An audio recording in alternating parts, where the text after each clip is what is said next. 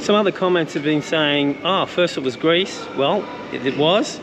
We had a very good relationship between the structural engineers, the naval architects, and the building firm there, boat building firm, who did excellent work. I visited the factory, but their factory was too small to go into production, and so we had to try and find a factory, and then the nightmare began. You wouldn't believe the politics. Now, I was sheltered. I mean, a lot of people think I'm Odyssey Catamarans. I'm not. I'm just sailing into freedom. And so I know a little bit what goes behind the scenes. I have no idea what goes on financially or what goes on in the upper echelons. But I know there was difficulty finding a factory, and mayors were apparently getting in on the action and stuffing it all up. So it was a problem. And then we turned to Turkey. But then Turkey were promising things that they couldn't provide, so that was no good.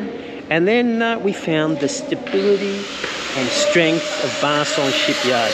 Military shipyard, nothing's going to go wrong here. We're never going to get evicted, and I think this is the best place. I was always wanting to do it in Asia. Of course, I was thinking about the Philippines, but of course I was going to be doing it in a paddock. But this is so much better. I mean, look at it, people. I mean, you've seen it over the last, what, 2 months now of the build, and this is the place to be.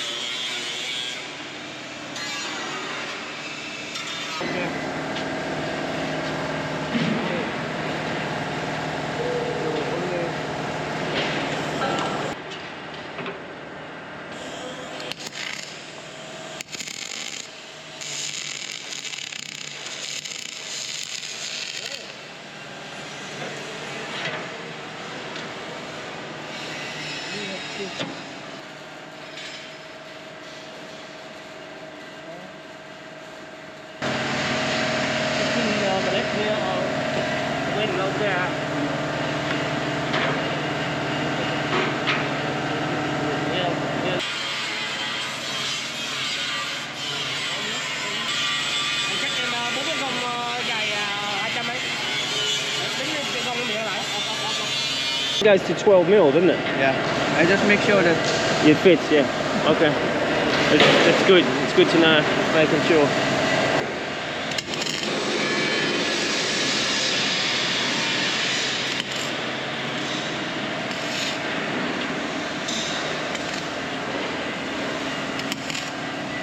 We just had a Romanian guy, a Dutch guy, and another guy from somewhere else. They came in just for a bit of a sticky beat, have a look around.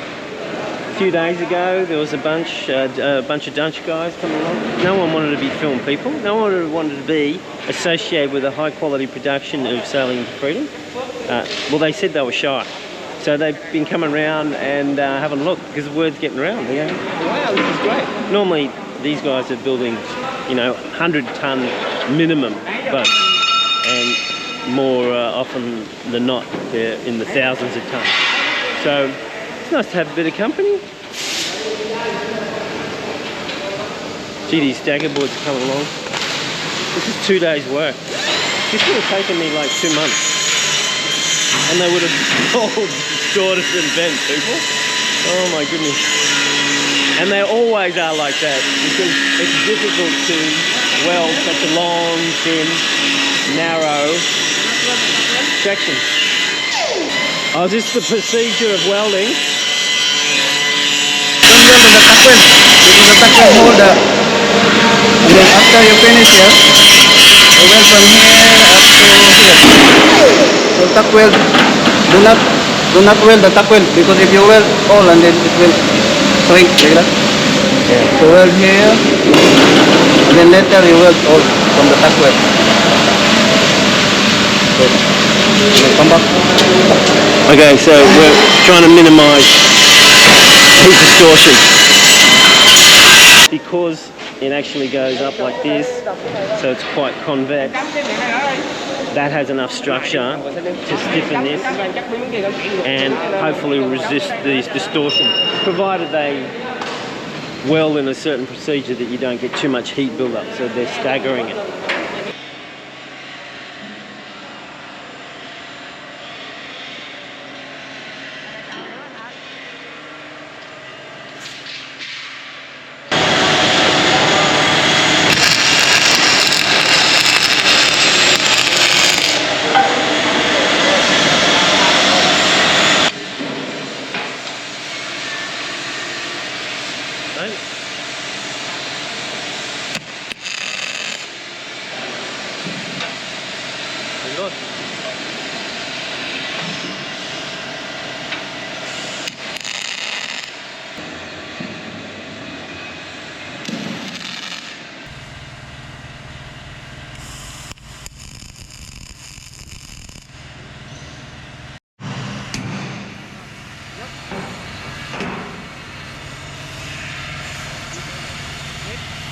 Standard thing, putting a bracket, wedging it, and then bringing it up to the profile.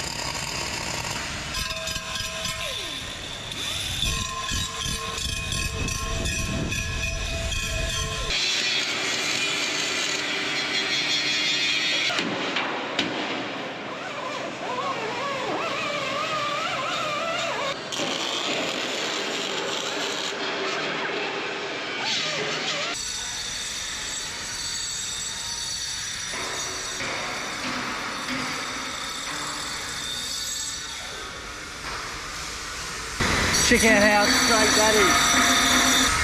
So Jeffrey was right, we didn't have to put stiffeners in this at all. And it's dead straight. Bloody great. I'm just waiting around for them to pick it up and drop it in the hull. I don't want to miss that. Of course I will. I've asked Mr. Tung and the other Mr. Tung. We'll see what happens.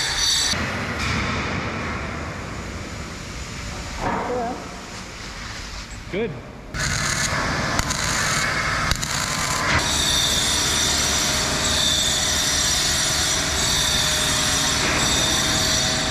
I wonder how they filled up the slot welds, if they made little insertion pieces.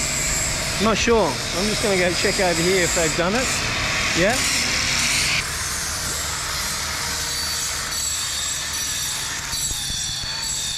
Well, they filled the slot welds up somehow. I'm going to go ask Jeffrey what they did. Not sure, people, because it's all flush.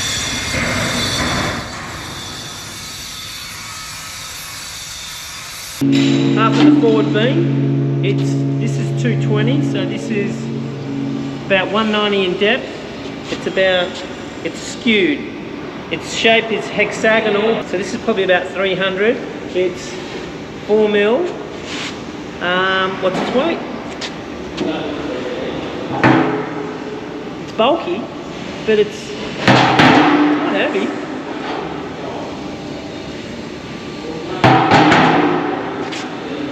Put it in the comments.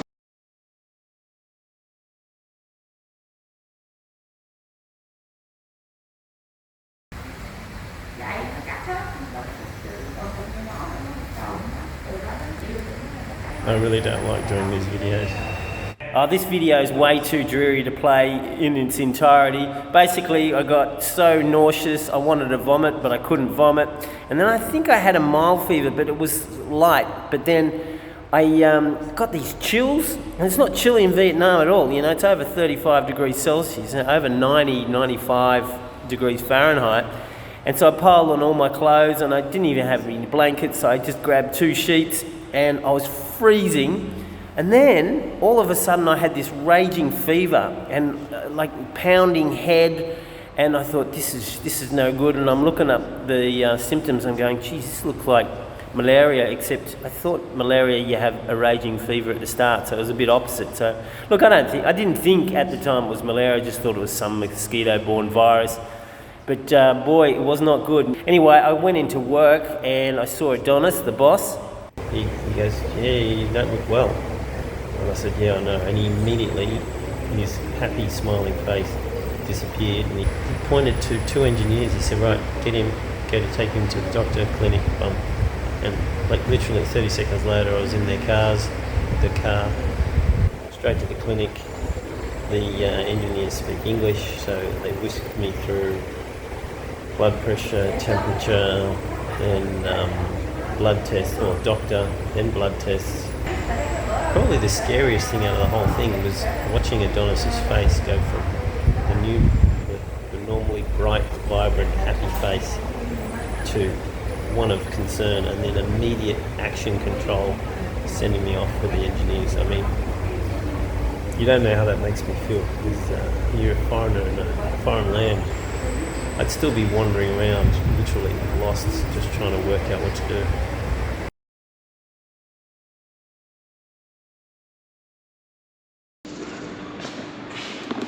This is my room, well, Odyssey's room, but I don't like coming in here. I like doing my work with all the other guys. But I'm gonna have a very nice little sleep. I got my results, and I'm just, it's the world's comfiest floor, people.